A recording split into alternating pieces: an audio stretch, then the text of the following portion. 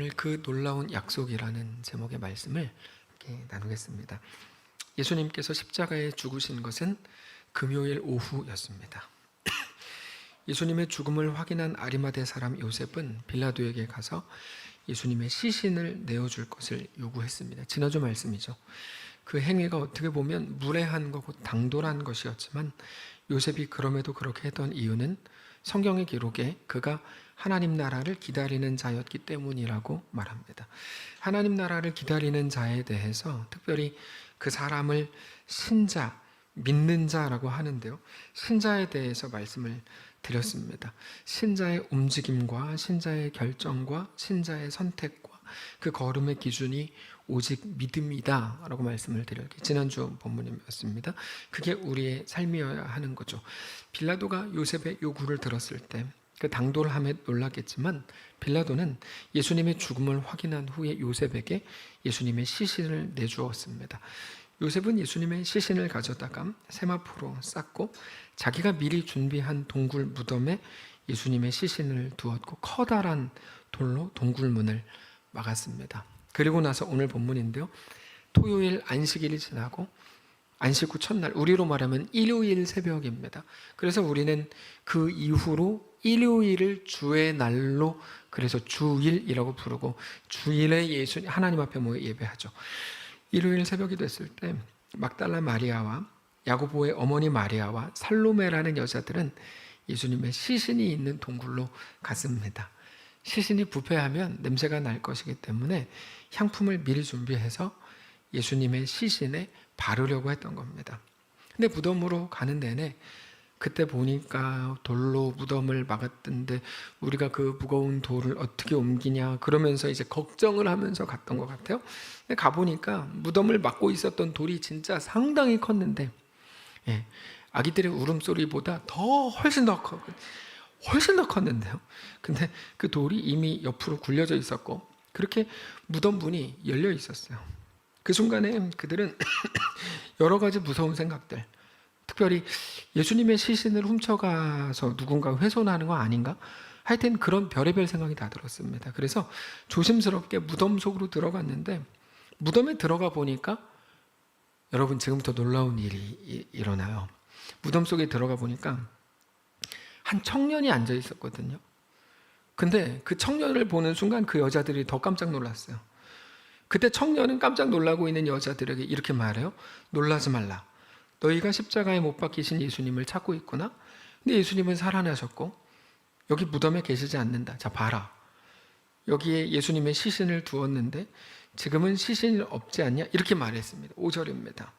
무덤에 들어가서 흰 옷을 입은 한 청년이 우편에 앉은 것을 보고 놀라매 청년이 이르되 놀라지 말라. 너희가 십자가에 못 박히신 나사렛 예수를 찾는구나. 그가 살아나셨고 여기 계시지 아니하니라. 보라 그를 두었던 곳이라. 자, 제가 질문해 볼게요. 그때 거기 앉아 있었던 청년은 누구였을까요? 1번 베드로, 2번 천사. 이 천사였죠. 당연히 천사였어요. 근데 중요한 건 이겁니다. 그 천사는 거기 왜 앉아 있었을까요? 제 질문은 어디서 감히 천사가 서 있지 않고 앉아 있어 이런 말이 아니고 그 천사가 거기 왜 있었을까요? 그녀들을 기다리고 있었던 거예요. 이게 이제 놀라운 건데요. 그녀들은 누구죠? 예수님의 시신을 염려해서 찾아올 그 여자들을 기다리고 있었던 거예요. 서 있는 것과 앉아 있는 건 다르죠. 앉아 있었다는 걸 볼 때 그 천사는 생각보다 오래 기다렸을지도 몰라요. 자, 그러면 그 천사는 왜 거기 있었을까요? 하나님이 보내셨기 때문입니다. 하나님은 그러면 그 천사를 왜 보내셨을까요? 여기가 이제 중요한 부분인데요. 하나님은 왜 보내셨을까요? 하나님이 그녀들의 마음을 알고 계셨기 때문입니다. 여러분 이게 너무 중요한 거예요. 그들이 예수님의 죽음을 막을 수는 없었어요. 용기가 없었으니까요. 뭐 용기가 있어서 막았다 그래도 자기들이 먼저 죽었겠죠.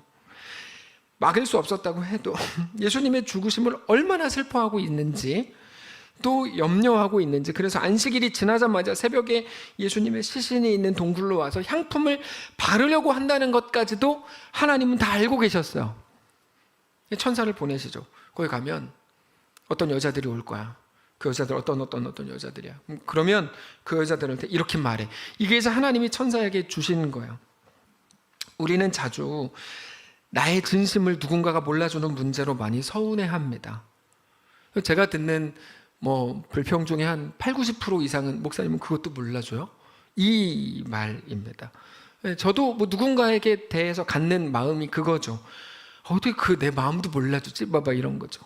어리석은 여자들은 남편에 대해 죄송합니다. 어리석은 누군가는 또 누군가에 대해서 늘 왜 내 마음을 몰라주나? 이렇게 이제 한탄을 하죠. 원망을 하고. 어리석은 일이죠. 왜냐하면 어떻게 알아요? 어떻게 아냐고. 그럼 누군가 이렇게 얘기하겠죠. 그렇게 오래 살았는데 그것도 몰라요? 그것도 모르는 걸 모르고 같이 살았어요?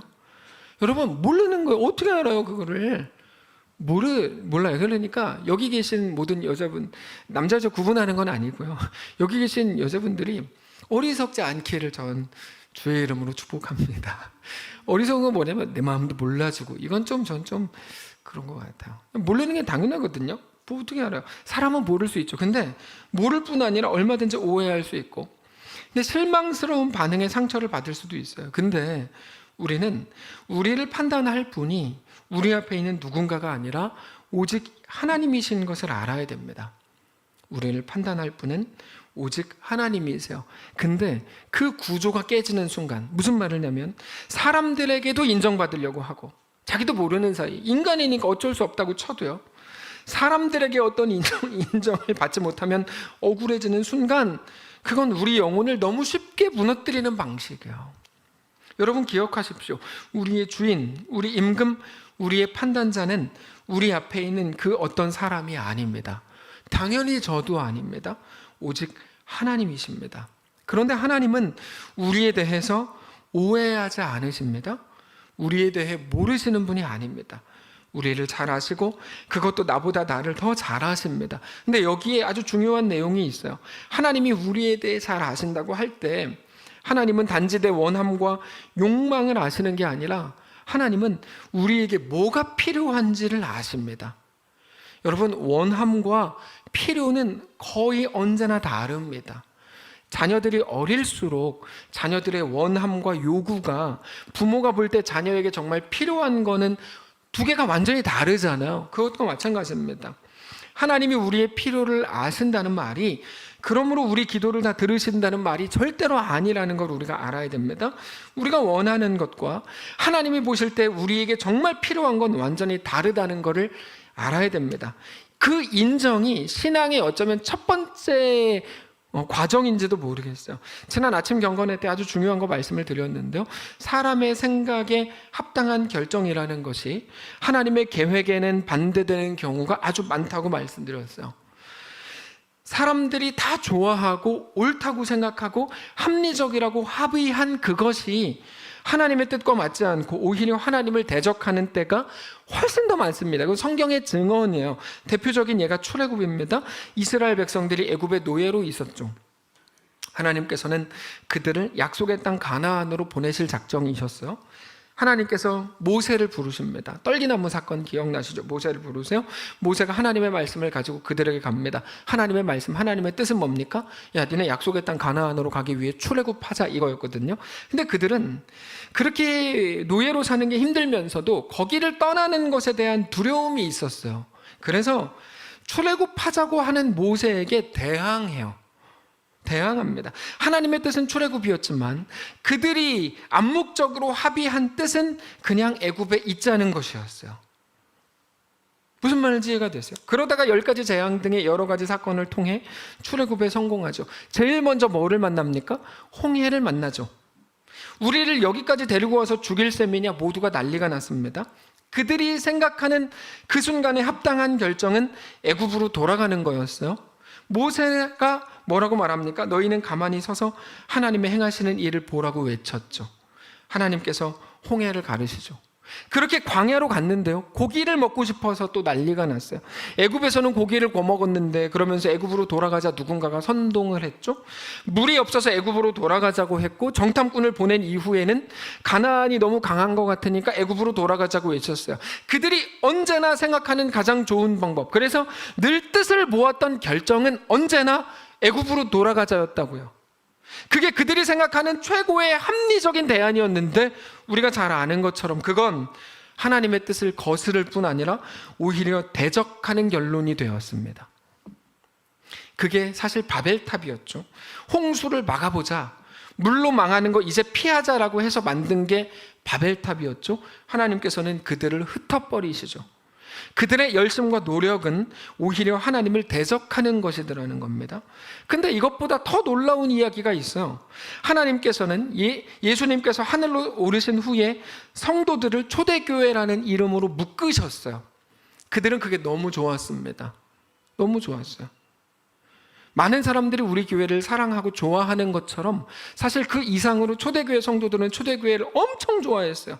그도 그럴 것이 부자들이 자기들의 것을 팔아서 가난한 자들에게 나누어 주도록 사도들에게 가지고 왔고, 심지어 그게 경쟁적으로 이루어졌습니다. 초대교회가 그렇게 누구나 하나님 앞에 자신을 내어드리는 공동체였기 때문에 거기 있었던 대부분의 사람들이 너무 행복했습니다. 그들은 점점 공동체를 사랑하게 됐고, 여기 중요한데요, 그거를 지키려고 애썼습니다. 여러분 좋아 보이세요? 당연히 좋아 보이죠. 근데 좋아 보이기만 한 거예요.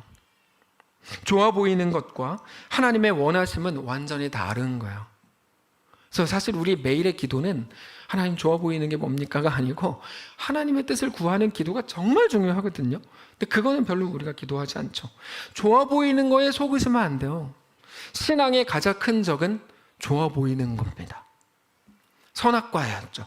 선악과는 좋아 보였죠. 맛있어 보였고요. 지혜롭게 할 만큼 탐스럽기까지 한 것으로 보였지만 하나님의 뜻은 뭐였습니까? 먹지 말라였죠. 초대교회가 그랬습니다. 엄청 좋아 보였고, 그래서 2000년이 지난 지금 한국교회에서도 어떤 사람들은 엄청나게 따라하고 싶은 공동체인 것처럼 말하죠.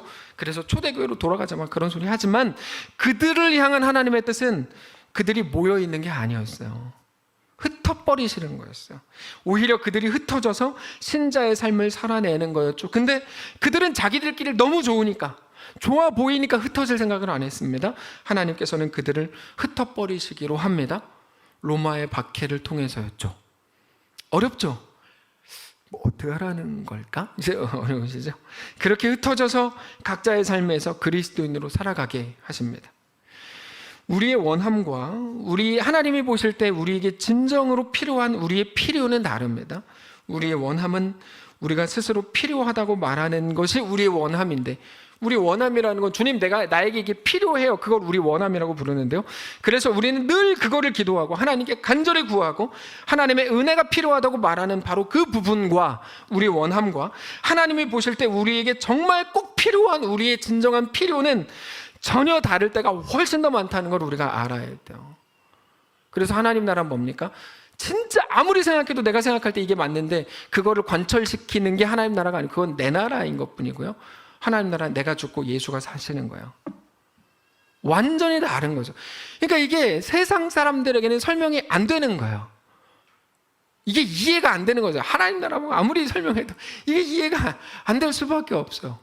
그건 제 언어와 설명의 부족함이라기보다 그렇습니다. 자, 우리의 원함이 하나님의 뜻 앞에 굴복하는 그런 내용을 가져야지 되는 건데 그럴 만큼 우리는 지혜롭지 않아요. 우리의 필요는 오직 하나님이 아세요. 그래서 우리가 진짜 기도해야 되는 거예요.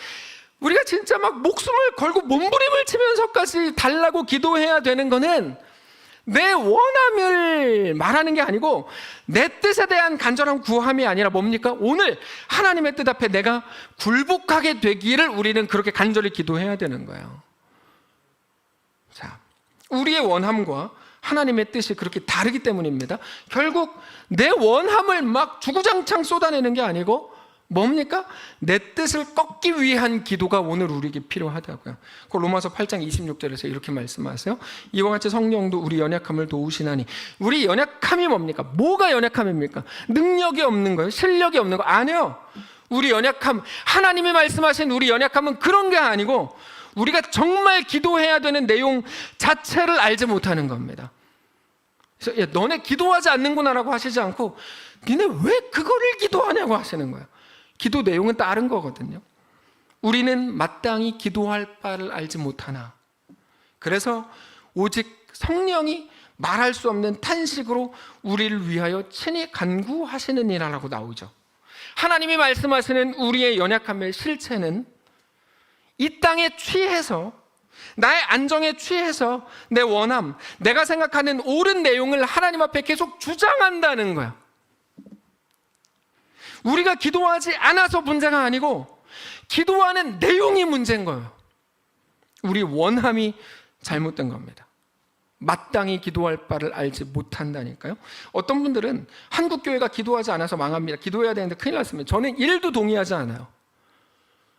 정말 동의할 수 없어요. 그런 말들에는 우리가 기도하지 않는다고요? 몰라도 너무 모르는 소리예요. 우리가 마음에 간절히 품는 게 기도거든요. 기도하지 않는다고요? 아니요, 제가 볼 땐 지금 시대만큼 간절히 기도하는 시대도 없어요. 욕망으로 꽉 차 있는, 지금 시대만큼 자기 욕망으로 꽉 차 있는 시대도 없는데요. 지금 시대가 가장 강력한 욕망을 가진 시대인 것처럼 보입니다. 자기 간절한 소원과 기도로 꽉 차 있어요. 기도가 뭡니까? 울고불고 막 모여가지고 소리 지르는 게 기도가 아니죠. 누군가는 그걸 기도라고 말하지만 그건 기도가 아니에요.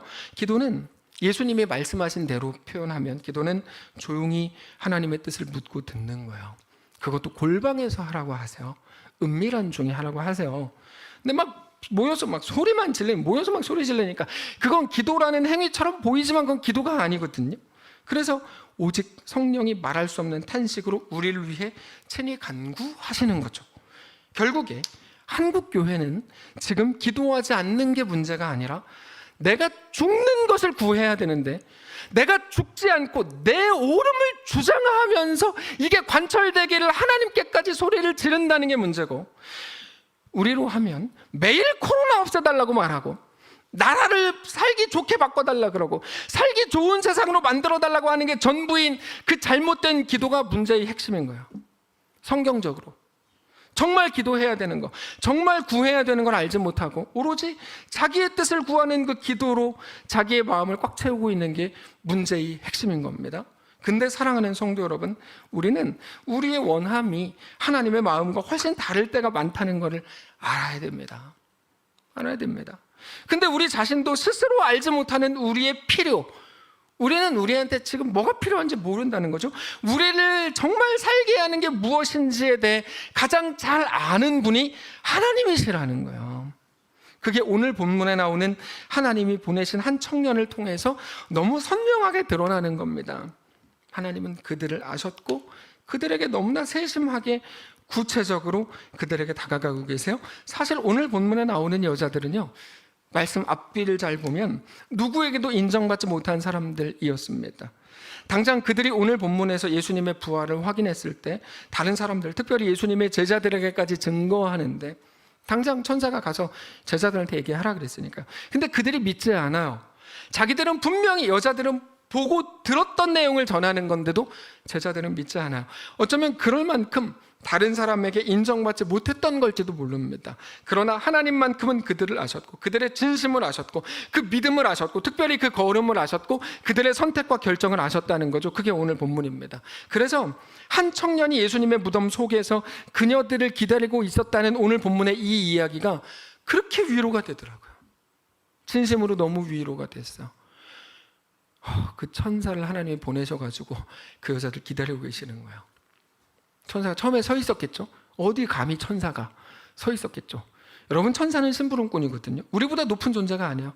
하늘에 가면 아마 우리에게 몇 마리, 말이라고 해야 되나? 몇 명이라고 해야 되나? 몇 명의 천사들을 붙여주실 거예요. 예.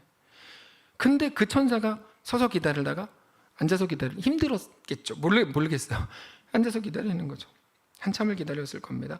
그게 그 여자들이 우리들일 것이기 때문에 너무 큰 위로가 되는 거죠. 근데 이 여자들은 하나님께서 그들을 아셨고 그래서 천사까지 보내서 기다리게 하셨음에도 불구하고 오늘 본문을 보면 여전히 두렵습니다.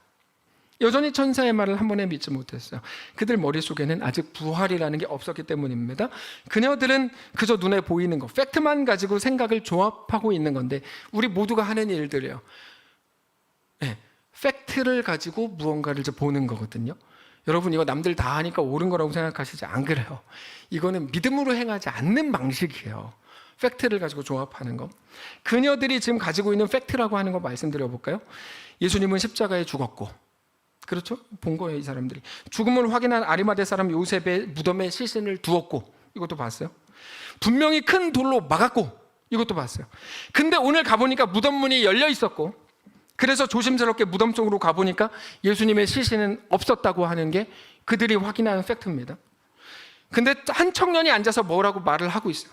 그러니까 이 청년의 말은 안 들리고, 이 여자들의 생각할 때 자기들이 본 게 있으니까요, 팩트가 있으니까 이제 혼란스럽기만 한 거죠. 그들이 혼란스러웠던 이유는 무엇 때문입니까?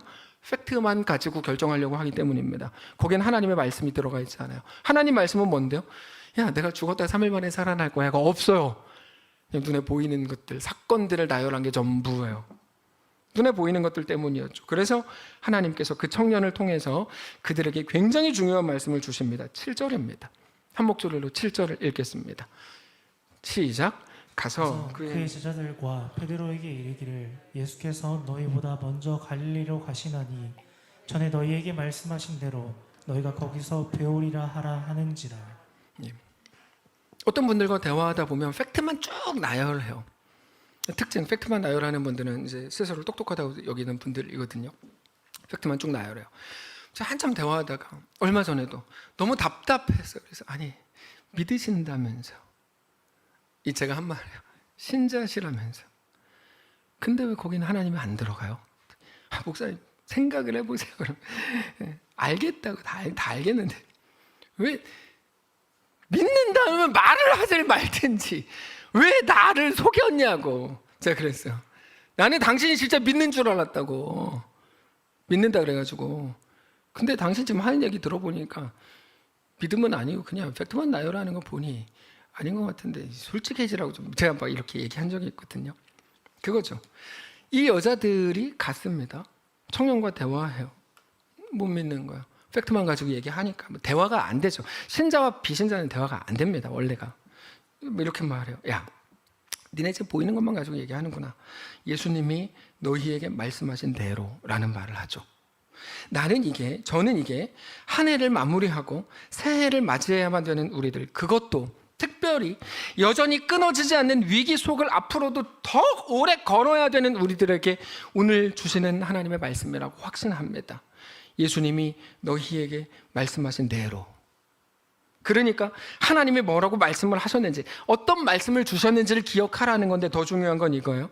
하나님이 우리에게 어떤 말씀을 주실 때, 엘리야였건 예레미야건 혹은 이사야건 누군가에게 말씀을 주실 때는 언제나 그의 상황과 분위기와 정황과 그때의 답답함, 그때의 눈물과 같은 어떤 배경이 있는 거거든요. 배경이 없는 식의 그냥 객관적인 말씀을 주시지 않아요. 하나님은 항상 배경을 두고 말씀을 하세요. 그러니까 결국에 그때, 그날, 그 순간 너는 그 말씀을 들으면서 무엇을 깨달았고 어떤 생각을 했었고 어떤 후회와 어떤 결심을 했는지를 기억하라는 거죠. 우리가 눈에 보이는 상황과 보이는 데이터로 꽉 차가지고 그거에 대한 생각 속에 깊이 빠지다 보면 부부간에 대화하는데 지금 일어나는 일들에 대해서만 백날 얘기해 보세요. 절대로 신자의 온전한 정신을 차릴 수가 없습니다. 그게 무슨 신자예요? 네? 지금 일어난 모든 일이 절대로 해결되지 않을 것 같고 이렇게 완전히 망하고 끝나버릴 것 같고 어떤 소망도 남지 않은 것처럼 느껴지는 거죠. 아버지와 자식이 대화하는데 둘 다 신앙인이래요. 일어난 일들만 가지고 계속 얘기해. 뭐 어쩌자는 겁니까? 왜 하나님이 그 대화에 없냐고요. 그리고 그거는 믿음으로 결정하지 못하는 증상으로 드러납니다. 그래서 그때 하나님께서 우리에게 주시는 매일의 처방은 그가 말씀하신 대로입니다. 여러분 잘 정리하셔야 됩니다. 성도는 신자인데요, 신자가 아닌 성도라는 건 세상에 존재할 수가 없어요. 그리고 신자는 눈에 보이는 대로가 아니고 믿음으로 결정한, 믿음으로 그 한 걸음을 걷는 사람들이에요. 우리가 믿음이라고 할 때 그 믿음이라는 거는 우리 속에 만들어낸 어떤 이상한 최면 같은 게 아닙니다. 원하는 대로 구하면 다 얻는다. 그러니까 일단 믿어. 이거는 사기고 체면이지 믿음이 아니라고요. 우리가 가질 믿음은 뭡니까? 믿음에는 대상과 내용이 있다고 말씀을 드렸죠. 우리가 믿는 대상은 오직 하나님이십니다. 내가 열심히 하면 이거 얻어. 이건 믿음이라고 부르는 게 아니에요. 우리가 믿는 건 오직 하나님이세요. 내가 원하는 게 이루어지지 않았을 때도 그것보다도 완전하신 하나님을 믿는 거죠. 믿음의 대상, 다시 말해서 우리 하나님이 어떤 분이신가를 우리는 늘 기억해야 됩니다. 마치 영원할 것 같고 대단하게 우리에게 영향력을 줄 것처럼 생각하는 이 세상을 이제 그만 믿으시고, 오히려 그것들은 아무리 대단해 보여도 하나님께서 이사야를 통해 말씀하신 것처럼 반드시 그것들은 마르고 시들게 될 겁니다. 그러나 우리 하나님의 말씀만 영원히 변하지 않을 겁니다. 사라질 세상을 믿는 게 아니라 오직 하나님의 말씀을 믿고 붙드는 거죠. 그거를 디모데후서 3장에서 바울은 이렇게 말합니다. 너는 배우고 확신한 일에 거하라. 무릇 그리스도 예수 안에서 경건하게 살고자 하는 자는 박해를 받으리라. 여러분, 여기 써 있지 않나요? 경건하게, 그리스도 예수 안에서 경건하게 살고자 하는 자는 박해를 받는다고 써 있지 않나요? 근데 자꾸 우리는 왜 어떤 뭔가가 올 때 어색해 하시는지 아직도 좀 이해가 되질 않아요.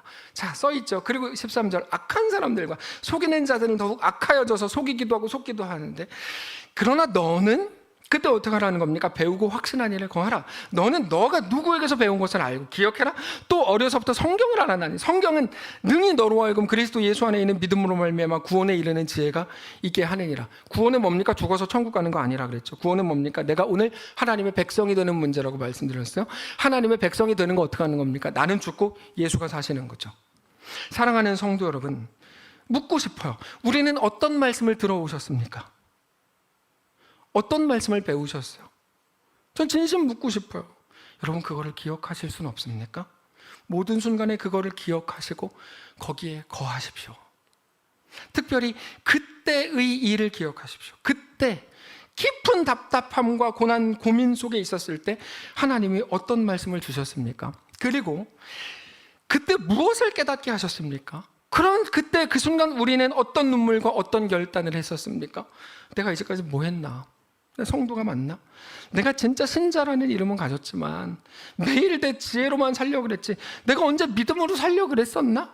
그러면서 이제 진짜 내가 믿음으로 살아봐야겠다라고 결단했던 그 순간을 오늘 답답한 그 순간에 반드시 기억하라는 거죠.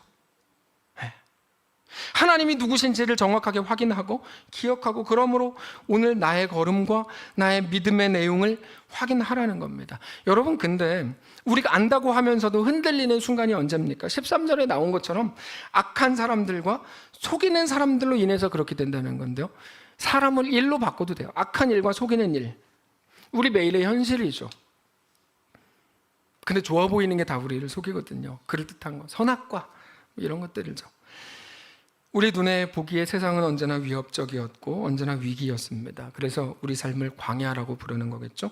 근데 그 순간에 우리를 일으켜 세우고 우리를 온전한 하나님의 백성, 신자로 회복시키는 하나님의 유일한 방식은 하나님의 말씀을 생각나게 하시는 겁니다. 진리의 영이신 성령님께서 우리 속에 임하셔서 하나님의 말씀을 깨닫게 하시고, 주셨던 말씀, 들었던 말씀, 배우고 확신했던 말씀을 기억나게 하실 때, 그렇게. 근데 여러분, 이때 자꾸 거부하는 분들이 있어요. 성령께서 깨닫게 하셔서 막 하나님의 말씀이 떠오르려고 그럴 때 아니 현실은 그렇지 않아, 이렇게 막 억누르는 분들이 있어요. 세상에 가장 하여튼 지혜가 없는 분들인데 그건 아주 안 좋은 짓이에요. 그게 아니고 하나님께서 생각나게 하실 때 그걸 보고 성경적 표현으로는 말씀이 우리 속에 살아 움직인다라고 표현하는 거거든요. 성령이 우리 속에 생각나게 하시는 그게 말씀이 우리 속에 살아 움직이는 건데, 그때 비로소 우리는 우리의 눈앞에서 전부인 것처럼 보였던 어떤 상황들 속에서도 말씀에 의한 온전한 해석이 가능해집니다. 우리는 그렇게 또다시 온전한 성도의 삶을 살게 되는 거죠. 당장 오늘 말씀을 보십시오. 여러분, 오늘 말씀에 어떤 놀라운 말씀이 기록되어 있습니까? 예수님이 살아나셨다고 나오잖아요. 여러분, 이것만큼 놀라운 말씀이 있어요? 이미 말씀하셨던 대로 살아나셨대요. 어쩌다가 부활한 게 아니고 우리의 구원 계획 속에 있는 일이에요. 아니, 죽으셨잖아요. 죽었다는 건 끝났다는 말이잖아요. 이게 그녀들의 생각이었는데요, 그 죽음의 권세를 깨뜨리고 부활하셨다는 겁니다. 단지 죽음의 위기 정도가 아니고 정말로 죽으신 그 죽음의 권세를 이기고 깨뜨리고 부활하신 우리 예수님을 오늘 믿게 되시기를 주님 이름으로 축복합니다. 그 예수님을 오늘 바라보셔야 돼요. 그러면 어려움이 사라진다는 말이 아니에요. 그건 사기죠. 그거 사기죠. 그럼 어떤 의미일까요? 어떤 어려움, 어떤 심지어 죽음에도 절대로 집어삼켜진 자가 되지 않는다는 말이죠. 그래서 그러므로 오늘 담대하게 믿음으로 걸으라. 이게 오늘 말씀입니다. 말씀을 정리하겠습니다. 사랑하는 성도 여러분, 눈에 보이는 우리의 생각대로라면, 아니 우리에게 누군가 말해왔던 세상의 말대로였다면 우리는 이미 죽고 이미 망했어야 됩니다. 저도 너 죽을래? 그 말을 한두 번 들은 게 아니에요. 너 진짜 죽는다. 이 말을 정말 많이 들었어요. 네, 이 말을. 자, 말씀을 준비하다 보니까 정말 많이 들었더라고요. 제가 너 진짜 죽는다.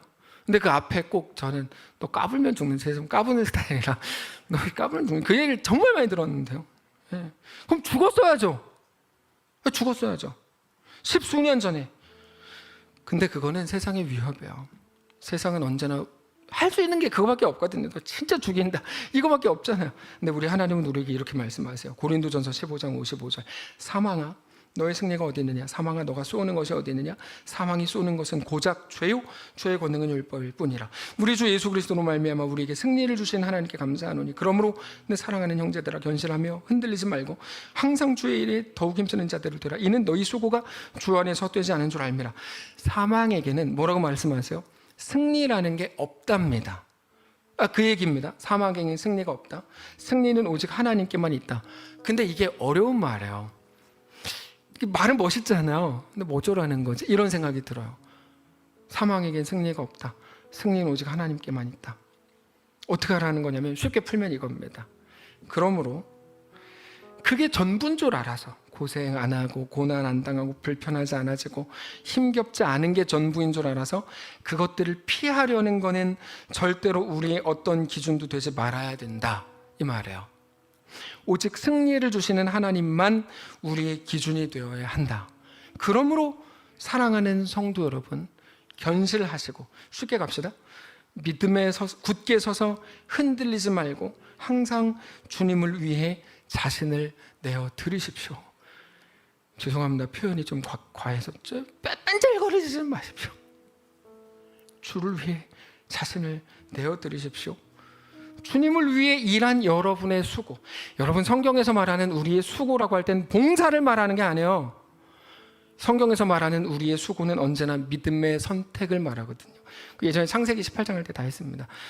믿음의 선택과 믿음의 결정은 절대로 헛되지 않는 것임을 기억하시기 바랍니다. 당장 이제까지 우리 교회가 어쩌면 매주 그 많은 어려움들과 그 수많은 위기 속에서 어떻게 오늘까지 왔는지를 기억하십시오. 지금 우리가 걷고 있는 이 길을 바라보십시오. 우리 삶을 완성으로 이끄는 것은 우리의 실력이 아니라 오직 하나님의 이끄심 뿐인 것을 믿으시기 바랍니다. 어떤 상황에서도 현실로 인한 타협이 아니라 하나님의 약속을 바라보고 주를 믿는 믿음으로 우리의 모든 현실 속을 넉넉히 신자로 걷게 되시기를 주님 이름으로 축복합니다. 박신희 사님 나오셔서 찬양하실 텐데요. 찬양의 가사가 그래요. 하여튼 찬양의 가사를 잘 묵상하시면서 하나님 이게 나의 고백입니다, 고백하시기를 원합니다.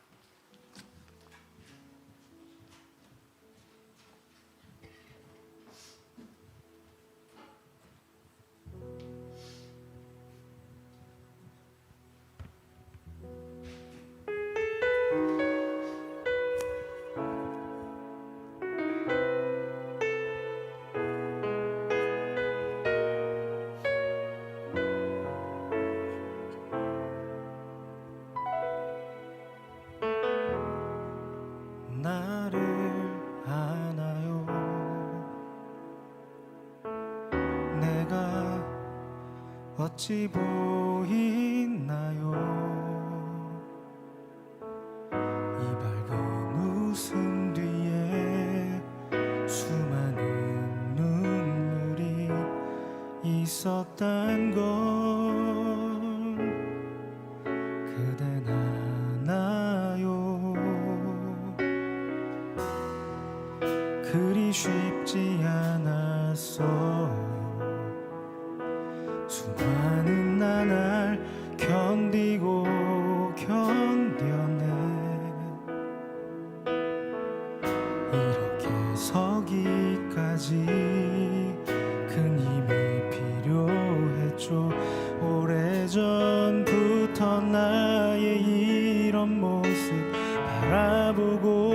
대신 그분 계시니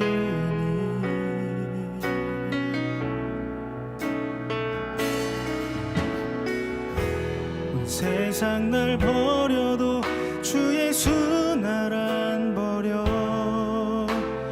끝까지 나를 돌아보시니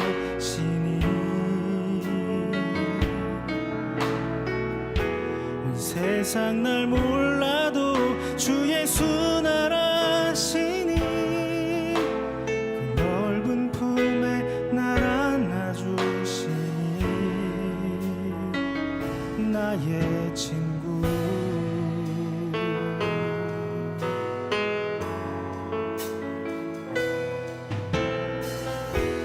아무도 모르는 풍경 속에서 눈물과 땀 흘리며 수고하는 당신을 그분은 다 아시죠. 오래전부터 다 그 모습 바라보고 계신 그분 계시니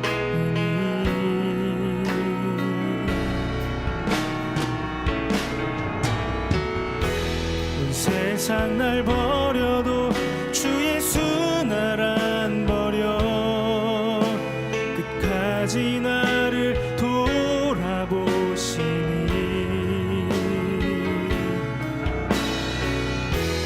온 세상 날 몰라도 주 예수 날 아시니 그 넓은 품에 날 안아주시니 나의 구주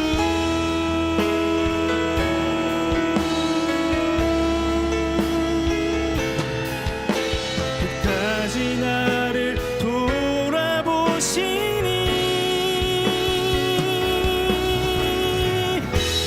세상 날 몰라도 주 예수 날 아시니 넓은 품에 날 안아주시니 나의 구주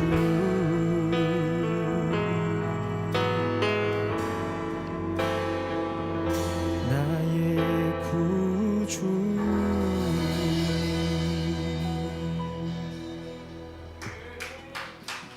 감사합니다. 다음 주가 우리 교회 창립 42주년 기념주일인데요. 저는 이 찬양이 우리 모두에게 위로가 된다고 확신합니다. 그냥 어쩌다가 만들어진 건 없죠. 어쩌다 만들어지는 건 진화론자들의 말에밖에 없죠. 그냥 하늘에서 뚝 떨어졌는데 뭐 사람이 생겼다. 세상에 믿음도 그런 믿음은 없거든요. 그런 말도 안 되는 허황된 거를 이제 하여튼 세상이 가르치는 진화론인데 어떻게 어쩌다가 보니까 이렇게 만들어져서 아니요. 많은 선배들, 많은 믿음의 동역자들, 많은 헌신자들 한 명 한 명이 멀리서 보면 좋아 보이죠. 그럴듯해 보이고요. 어떤 눈물이 있었는지 어떤 힘겨움이 그 속에 있었는지 우리는 다 기억합니다. 다음 주에 또 다시 기억하려고 하는데 방금 전 그래서 그 찬양의 가사의 내용이 우리를 그렇게 위로한다고 생각합니다. 사랑하는 성도 여러분, 너무 잘 오셨는데요. 계속 견실하고 흔들리지 말고 항상 주의 일에 더욱 힘쓰는 자들이 되십시오. 우리의 수고가 주 안에서 헛되지 않을 것입니다. 이게 우리에게 대한 놀라운 약속입니다. 기도하겠습니다. 하나님, 우리 삶을 붙드시니 감사합니다. 우리 모든 연약함과 한계와 실력 없음과 염려함과 조급함과 두려움 속에서도 하나님은 여전히 우리의 하나님이셨음을 정직히 고백합니다. 우리 실력으로 여기까지 온 것 같은데 아니요. 하나님이 붙드셨고 하나님의 놀라운 섭리와 계획 속에서 이끄신 것을 믿습니다. 하나님, 오늘 2022년 11월 마지막 주를 가고 있는 오늘 이 순간 우리를 하나로 묶으셨으니 여기 있는 사랑하는 모든 성도들을 통하여 하나님 나라가 이루어지게 하옵소서. 나의 오름이 그만 주장되고 하나님의 완전하심 앞에 우리가 굴복하는 기적 같은 일들이 시작되게 하시고, 그렇게 세상은 이해할 수 없는 방식의 하나님 나라가 우리 속에 시작되는 거룩한 이 교회가 되도록, 사랑하는 성도들의 인생과 그들의 가정이 되도록 주님 축복해 주옵소서. 하나님, 우리가 오늘도 여전히 주님의 은혜를 사모하오니 주님 우리와 함께 하시고 하나님의 놀라운 은혜 아래 거하기를 갈망하는 우리의 삶이 되게 하옵소서. 감사드리며 살아계신 우리 주 예수님의 이름으로 기도합니다. 아멘. 이제는 우리 구주 예수 그리스도의 은혜와 하나님 아버지의 다함없는 사랑과 성령의 교통인도 역사 위로 함께 하시며 은사가 이 시간 주를 바라보며 예수 안에 허락된 그 길을 믿음으로 넉넉히 걷기를 소원하는 사랑하는 모든 성도들 머리머리 위에, 그들의 자녀 위에, 그들의 사업장과 직장 위에, 그들의 인생 위에, 사랑하는 이 교회 위에 이제로부터 영원까지 함께 계실지어다. 아멘.